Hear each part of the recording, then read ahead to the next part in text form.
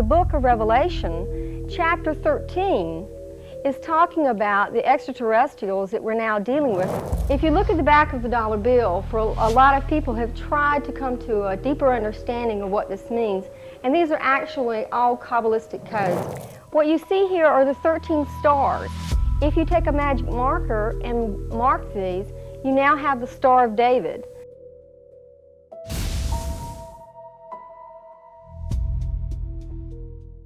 Any of the sciences that we're now studying to tie this into the UFO phenomena. So what I'm going to do is I'm going to use some tools tonight that everyone in the audience is familiar with. First, I'd like to show you the Kabbalah itself, if you're not familiar with the Kabbalah. And what the Kabbalah does is it's a form that everything in the universe is created out of, whether it's the galaxies or the human body or whatever. And the way that we'll use Kabbalah tonight is to show how the Kabbalah will connect this tree of life, which is how it's referred to in the Bible, to the trees of life or the other dimensions that we're now dealing with. What we know is in Scripture, and we'll be referring tonight to the Bible, the Bhagavad-Gita, or the Pistis Sophia, are coded. They're all coded texts.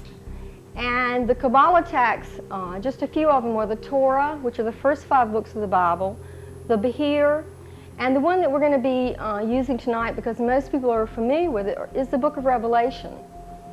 And again, note that these texts are coded texts. They contain a mathematical and scientific code. Now these codes are the codes within Kabbalah, and the codes are repeated throughout all the texts. So once you learn to read Kabbalah, you can read any of these texts. What I'd like to do now is show you on the dollar bill how some of these codes are read. If you look at the back of the dollar bill, for a lot of people have tried to come to a deeper understanding of what this means, and these are actually all cabalistic codes. So our forefathers, whoever founded this country, obviously knew Kabbalah. If we look at the 2 greatest symbols, one would be what is considered the eagle. Originally, though, it was the Sphinx, and the Sphinx is a symbol of our initiation or a resurrection into the light. If you look within the eagle itself, there are 33 feathers on the left side, 33 on the right side, which we'll discuss in a little bit as being the masonry or the number of initiation. But 13 is the number that you see 5 times within this symbol. There are 13 stars and stripes, there are 13 leaves, and 13 arrows. Over on this side, where it shows the Giza pyramid, there are 13 rows. Now, at the top of this, you have the Eye of Horus, or the missing capstone. So what's repeated here is the number 13 5 times. If you take this particular symbol and enlarge it, what you see here are the 13 stars. If you take a magic marker and mark these, you now have the Star of David, which is a symbol of the overself and the human self coming together. On the outside are 24 divisions, which are the 24 dimensions that we know are spoken of in the book of Revelations. Now, if we go to the Bible and see what do they say about the number 13, we find that 13 is really not an actual cabalistic code. It's called an imperfect code. In the Bible, what you think is that it's given sequentially. In other words, chapter 1 would come first, and then second, and then third. In other words, the history of the book of Revelation is happening sequentially. It isn't. What is happening is each number is representative of what that chapter is talking about. So in the book of Revelation, chapter 13 is talking about the extraterrestrials that we're now dealing with, because it's specifically referring to the fallen hierarchy or the fallen programmers that so many people are dealing with. So let me read the one passage which I'm sure everyone remembers. And it says, "Here is where the wisdom comes in. Let the one that has intelligence calculate the number of the wild beast, for it is a man's number, and it is 666. 666 is a number that is referring to this pyramid, the Eye of Horus, the 6th seal, because the Kabbalah is referring to the 7 chakras, the 7 seals that are being opened. So you see, all of these numbers of 13 are being repeated over and over again symbolically to tell you that the 13th tribe is the tribe that overcomes the problem that we have here on planet Earth. Further, if you go into it, you have the 33, and the 13 rows here included are 72 stones. 72 stone is a very mystical, deep number that comes up in Kabbalah a lot, which we'll go into this weekend. Now the pyramid, the Giza pyramid itself, gives this number twice. If you look at the missing capstone, it is 31 feet. In Hebrew, you always read right to left, so you get 13. If you look at the height of the pyramid, it's 481 feet, which reduces to 13. So from right to left and left to right, you have the symbol 13.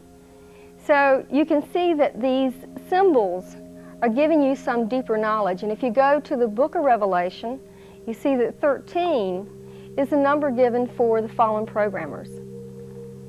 Now what we'll do this weekend, I'm doing a public lecture here in Tucson for 2 days.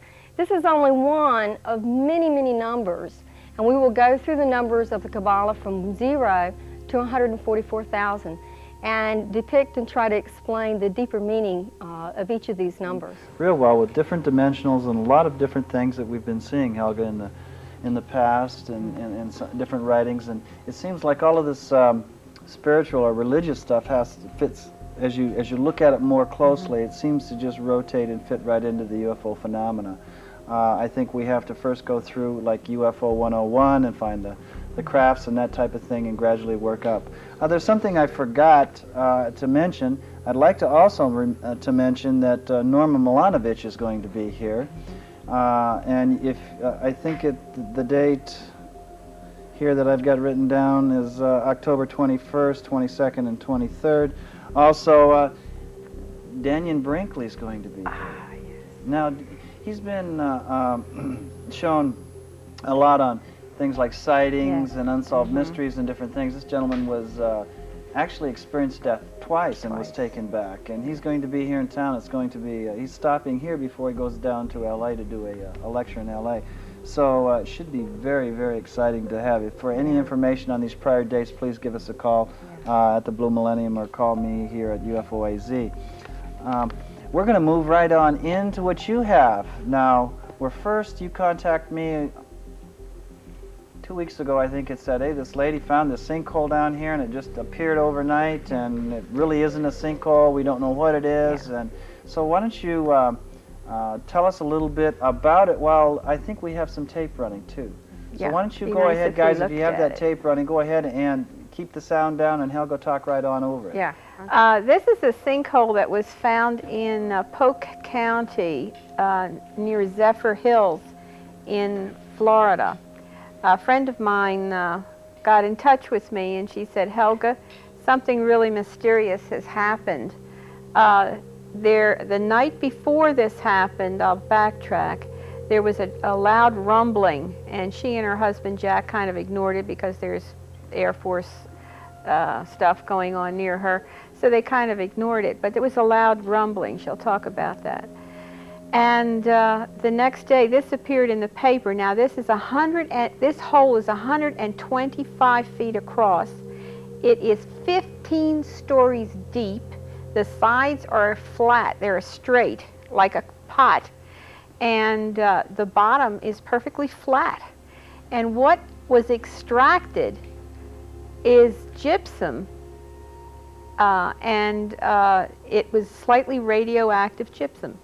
So the military, the company, nobody knows how in the world this disappeared. And this is in an area also that are known sinkholes around in this area. But the thing that is so strange about this, that none of the other sinkholes, military came in and closed it off. They closed it off. Nobody can get near it now. If you enjoyed this, make sure to watch the next video on Awaken Zone. Don't forget to subscribe and hit the notification bell, but you won't want to miss what's coming next.